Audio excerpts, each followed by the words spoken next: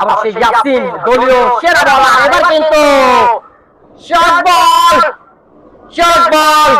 কোনো মিস নয়, ফুল করলেন, ভুল হলো না, কাউন্টারের উপর দিয়ে সেই শরীয়তপুরের জায়গা উঠে বল পাঠালেন সেই শান ইকবাল, যাকে বলছিলাম যে পাকিস্তানি নাম, যার বলছিলেন যে 200 প্লাস 250 পর্যন্ত রান হতে পারে।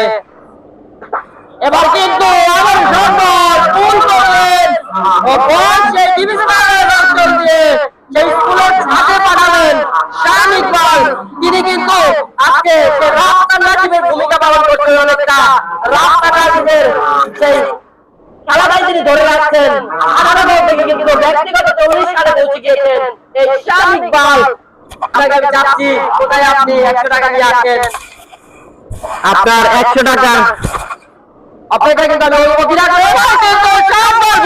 ভুল করেছেন, সেখানে ডিভিশনাল অঞ্চলে ফিল্ডার দৌড়ে দৌড়ে গিয়েও বল ধরতে পারলেন না, বল সীমানার বাইরে, আরো 6টি রান।